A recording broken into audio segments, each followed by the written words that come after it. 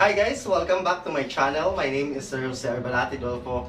At ngayon po ay ituturo ko na sa inyo kung paano gamitin yung tinatawag na PEMDAS or BODMAS doon sa Order of Operations. Kaya po guys, kung magustuhan nyo ang aking video, ay huwag kalimutang mag-click ng subscribe button at huwag kalimutang i-click ang notification bell para po maging updated po kayo sa lahat ng mga video dito sa aking YouTube channel.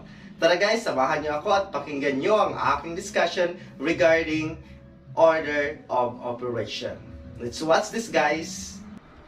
Hello everyone, welcome to our discussion regarding Order of Operations.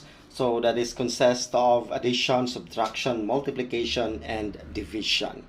Okay, so let's start with what is PEMDAS first. Okay, so as my video last presentation regarding PEMDAS.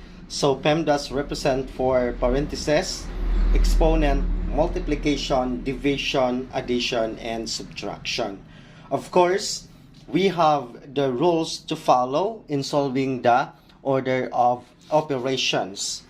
Okay, I have here a procedure na prepare ko para sa inyo upang maintindihan yung maigi yung ating discussion. Okay, procedures. Solve from left to right. Then follow PEMDAS. Then multiplication and division solve at the same time. And of course also addition and subtraction also solve at the same time. Okay, let's now proceed to our example number 1. Hi guys, so this is our first example na isosolve natin using the order of operations. So our given is 7 plus open and close parenthesis 6 times 5 squared plus 3. Okay, so bago tayo magpatuloy sa pag-solve ay titingnan muna natin kung ano yung mga nakalagay dyan sa problem na ibinigay sa atin. Kung meron ba diyang parenthesis, exponent, then what will be the operation used, multiplication, division, and subtraction. Okay, so we have to follow first the rule. So ang ating rule dito is we are going to solve from left to right. So since we have the procedure na ipinakita ko kanina sa iyo or sa inyo, ang una nating tatanggalin dyan is exponent. So yun po ang magiging rule. So that is the rule of the PEMDAS.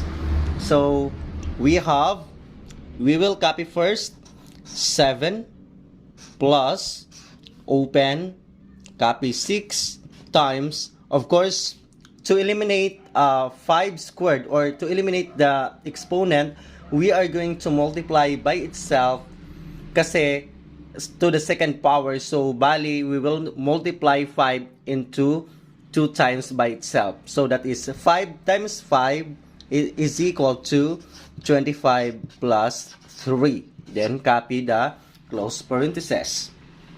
Next, so bali ito yung ginagawa natin ay tatanggalin natin yung parentheses dito kasi that is the rule na kailangan bago tayo magpatuloy to get the answer ay tatanggalin muna natin yung parentheses exponent or parentheses exponent, then we will do for the other procedures na gagawin dito sa order of operation.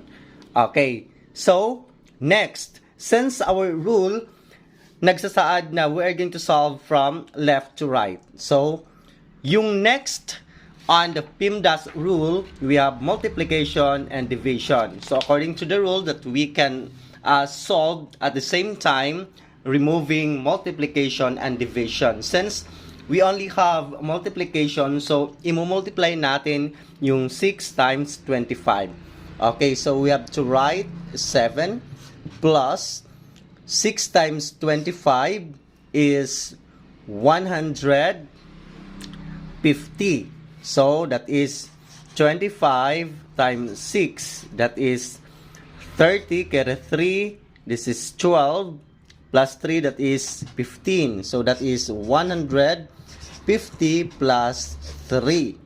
Then next is, we are going to add first this one before we can eliminate the close and open, or open and close parentheses here. So you have to copy 7 plus, then we will add 150 plus 3, that is 153.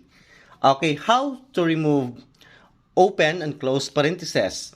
Since 153 has the positive sign, since positive siya kung wala namang negative, di ba? So, kung walang sign na makikita ninyo dyan, so it means that the number has a positive sign. So, in our rule, in multiplying the sign, so positive times positive, that's give you positive sign. Negative times positive, it will gives you negative sign. Okay, so since they are all positive, this is the process on removing the open and close parentheses.